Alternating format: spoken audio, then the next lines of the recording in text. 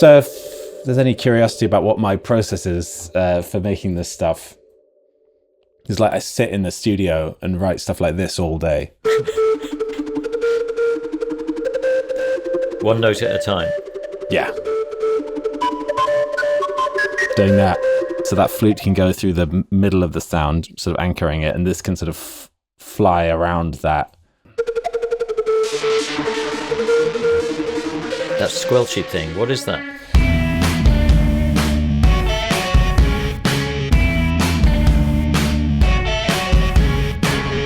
I work with PinkPantheress quite a lot throughout sort of her whole, all the sort of various projects she's been doing. And this song just came about, and it was an example of one of these songs where there was something quite special about it, but we couldn't quite place sort of where it should go. And I think the thing that has become clear is that it was sort of more in my world than it was in her world. Would you like to hear the original demo? Of course. Which she was happy with, and she sort of, I think, put it on a video on TikTok and stuff as well.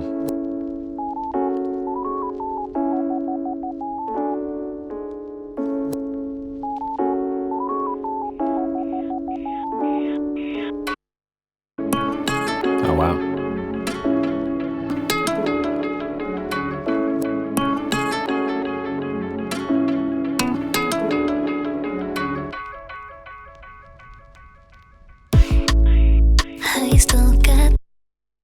Oh wow.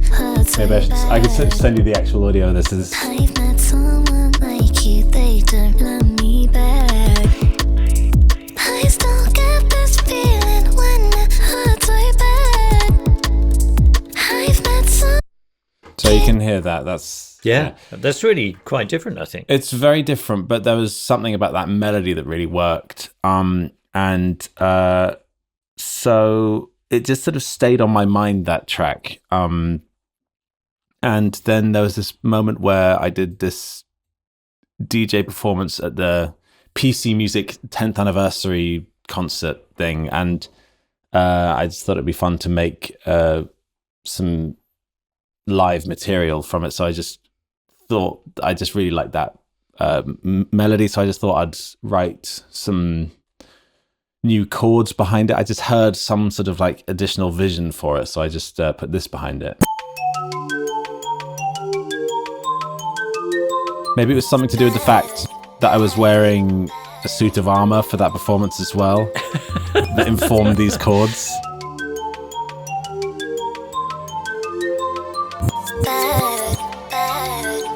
Maybe that was the origin of Sir Rulian then. It could be, yes. I still get this feeling when it hurts so bad. You can see it starting to be contextualized more into my world here. They don't love me back. Vicky was actually at that PC Music 10th anniversary concert. She heard that version and she liked it, and so I suggested that I could put the song on my album, and she was very excited by that, and she then was very happy to write some verses to it, which she did and sent over, and they were just absolutely perfect. Her writing is just so brilliant and so mysterious as well. So in came these verses, and then I just started just placing it all and finding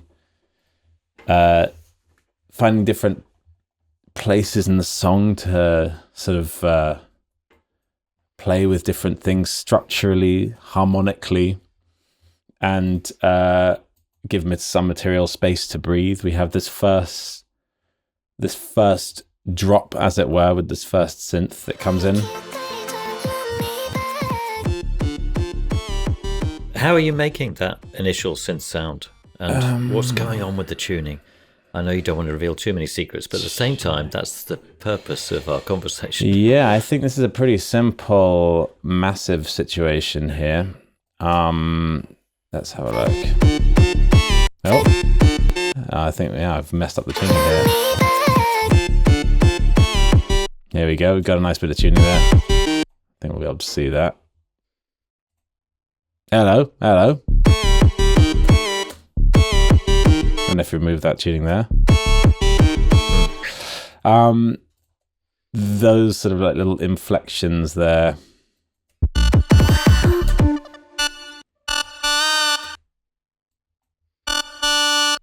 Yeah. This episode is being supported by Tape It, the iPhone app made specifically for musicians. If you, like many of our guests, use voice memos, then switching to Tape It is an obvious choice. And now, Tape It has layering. This means you can record over your voice notes, try out top lines, stack harmonies, build up instruments, jam with yourself, and so much more. Layering is such an exciting addition to Tape It's long list of features to help you stay creative and organized, including the ability to record straight from your lock screen, set markers, add notes, and add photos of settings. You can easily import your old voice notes, sync to the cloud, and create shared playlists with co-writers and bandmates. So, head to the link below to install Tape It and use the promo code TAPENOTES to receive a whopping 20% off Tape It Pro. And now, back to the episode.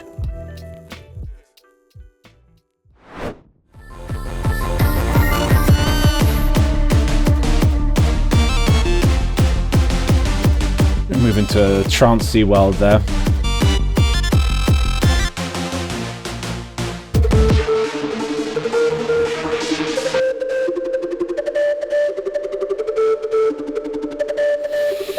So if there's any curiosity about what my process is for making this stuff, it's like I sit in the studio and write stuff like this all day. One note at a time. Yeah. Doing that. See, the kind of thing that I find particularly satisfying is the way that this loops so nicely. The way that just the way the end just loops back to the beginning. These kind of repeating, a beautifully sort of repeating cycle is just one of the greatest things for me. Yeah.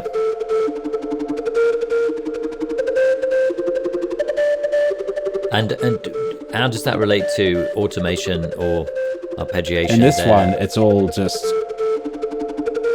pretty simple. The thing that this synth sound does that allows me to not have to do any of that is as it plays, the sort of cut off the sort of ADSR of it changes the texture dramatically depending on the length of the note. So you can hear there's a big sort of textural difference between the sort of held note and this really short one.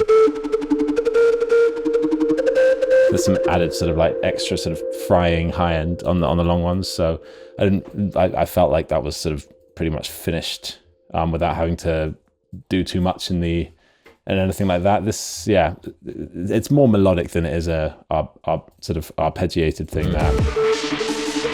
And it's playing alongside this thing, which I think is that squelchy thing. What is that? So this is Predator, which is a beautiful synth by Rob Pappen, which has a lot of that kind of super kind of FM-y,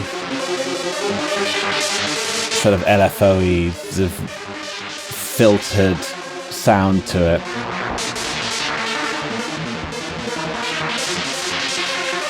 And has just a lot of like, yeah, really nice digital resonance that kind of almost feels like it's in a completely different sonic place to that flute. So that flute can go through the middle of the sound, sort of anchoring it, and this can sort of fly around that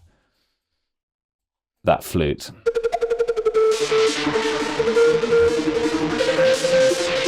So you can hear both of them at the same time. A lot of production and mixing is just about things occupying different places in the sort of in the frequency and in the sort of stereo image.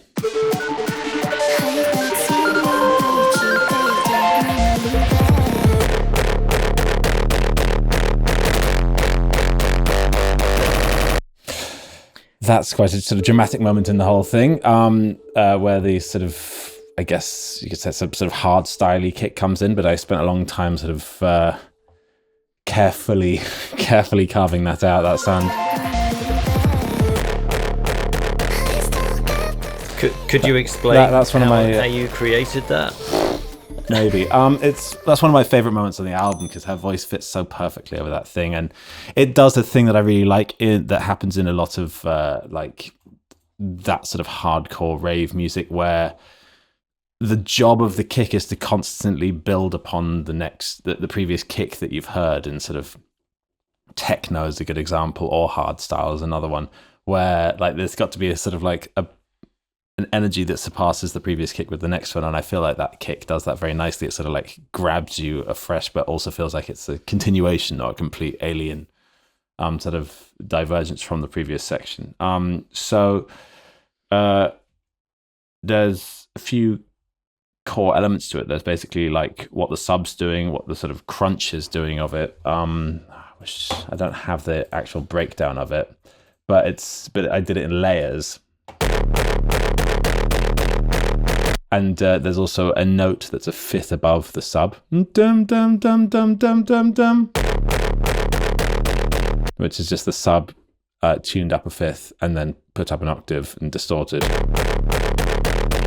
But there's also the sort of like clappy crunch, and then it's all going through a limiter to sort of squash it all together. Otherwise, it would just sound like a lot of things at the same time. You need to sort of like saturate it all together nicely.